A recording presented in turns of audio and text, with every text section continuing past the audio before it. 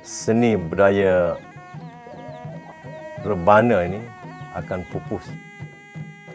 Kebanyakannya hari ini ialah yang dapat mewarisi ayah, datuk, moyang dia. Jadi kita ni akan mewarisi ilmu orang tua tu. Jadi kita gabungkan dengan dia. Jadi supaya kalau dia dah tak ada, jadi ada je yang meneruskan kompang terontong ni. Jadi kalau tak ada, nanti hilanglah terontongnya.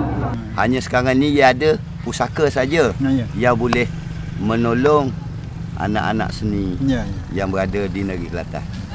Mak Yu ni, perasaan saya Mak Yu ni, saya minta Edin tolong angkat Pusaka ni. cik ni. Angkat naik lagi lah pusaka. Kalau cik ni. Edin tak angkat, memang dia punya di kampung kerajaan tak cari. Ya, kerajaan tak Tak peduli. cari di kampung, dia tak peduli. Kerajaan peduli bagi Kuala Lumpur Dia saja. peduli di Kuala Kuala Lumpur. Lumpur saja. Jadi kalau di kampung ni, kalau Edin tak angkat, Tak ada. pupus.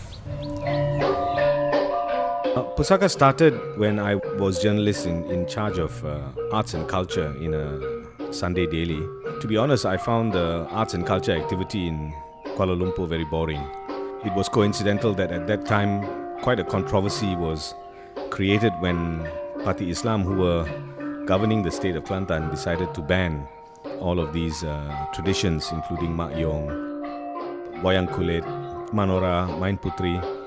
They tried to ban DK Barat but were unsuccessful. For me, this was a real signal of the kind of cultural politics that the country would confront over the next decades, because the point of banning or proscribing these traditional art forms was very much linked to an attempt to revise history and to reinvent history.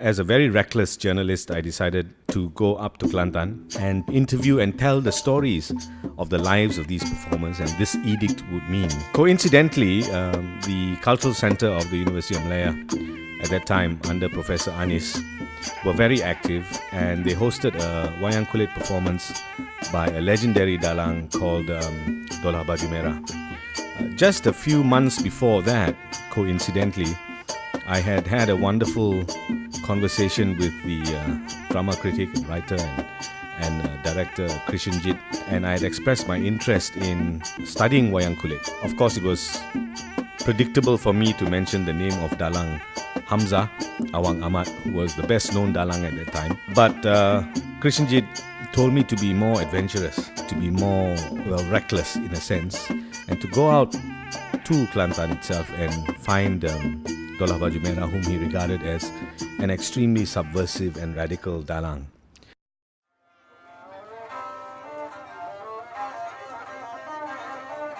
And through Pak Dolah, I met various other people who were great figures of ritual and tradition in Kelantan. Pak Echom of the Manora, I met Cik Ning of the Mak Yong, and Pak Daud Bukit Abal of the DK Barat, great legends. And I was very fortunate, of course, to have been able to experience these traditions through them firsthand. But it also meant a lifelong commitment, because the main consideration for most of these great figures was the fact that their traditions would die with them. And this is an extremely tragic thing for a master artist to bear, that the tradition dies with you, that there are no young people who take it on, that there's no interest, that you aren't able to leave the legacy to a succeeding generation. A tradition that dies with you is a curse. After almost 10 years of working with them and bringing them to Kuala Lumpur, writing about them, making them known to a larger Malaysian public, at their behest I set up Pusaka in 2002. It was something that I was very resistant to do, since I'm not a highly organized person, and I prefer to work in the way of a bandit and a bohemian, But eventually it was necessary to have such a structure to make sure that other aspects, not just the performative, were also looked into.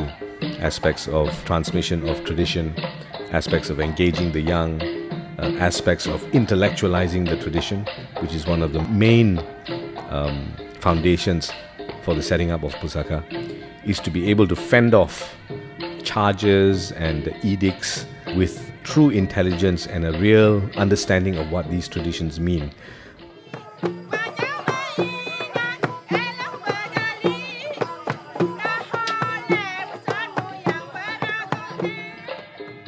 So I was very intrigued in discovering the larger diversity of Malaysian culture. I was very interested in discovering things like the Kuda Kepang, Dabus, storytelling traditions. The great temple drumming tradition of the Urumi, for example, has a life in Malaysia that it does not have anywhere else. Teochew puppetry in Penang. Manora was very interesting to me because Manora in Kelantan is a very interesting coming together of Thai Buddhist ritual and Malay Kelantanese storytelling. It's performed in 2 languages. Pusaka's work really is like an odyssey. When it first began, it was, like I said, very bohemian. So you would actually drive into villages and towns and try and ask questions and speak to people to find whether there are practitioners. Sometimes you had to do a lot of cajoling of practitioners who had never performed for maybe 30 years, but who are still wonderful when they decide to move their limbs. But the scope is very wide because there is the need again to intellectualize these traditions, to write about them, to document them, to research them, but again not in academic ways, in ways that are more literary, in ways that are more poetic. But that involves all kinds of other things. So you need to engage the young. And one thing I discovered was that the young are very interested in these traditions. Many Kelantanese youth, for example, come to Pusaka events and they are seeing Mak Yong for the very first time, even though they come from Kelantan. But interest is there, and after interest comes commitment.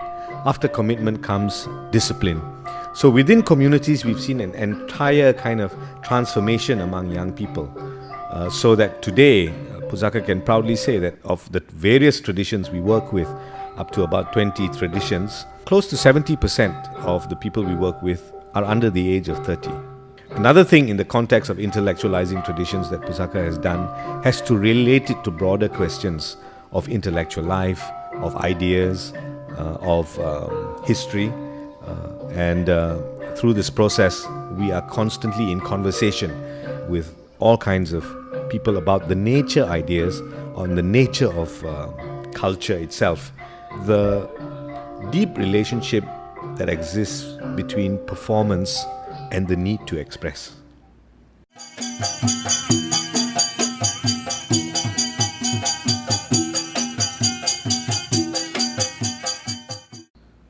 Well, I always fall back on the traditional idea of what constitutes a human being.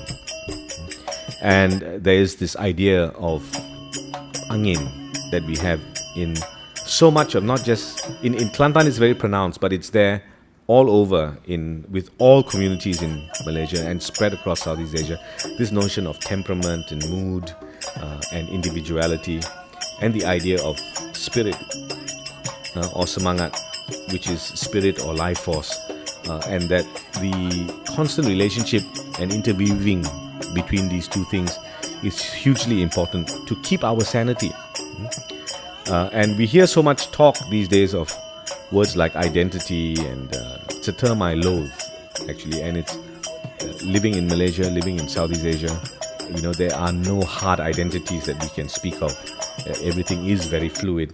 And one of the things the traditions reveal to us, one is openness to influences, two, very deep philosophical understanding of human nature. 3, as I said, it doesn't just reflect history, but it illuminates history. Traditions of this kind, the ritual traditions, the performative traditions, lie at the heart of the pulse that is our entire community. It has a lot to say to the whole world about how cultures can have conversations together and produce very beautiful things. In the end, I think the most important lesson that can be taken from traditions of this kind and the communities Pusaka has worked with for close to 30 years now is the sense of family and belonging, and the sense of what many of these traditions are rooted in, the concepts of marwa, dignity, and halus, or refinement. And these are the things that I think give a standing and a gravitas to any culture. And that's absolutely crucial for us to understand at this particular time, in this particular age.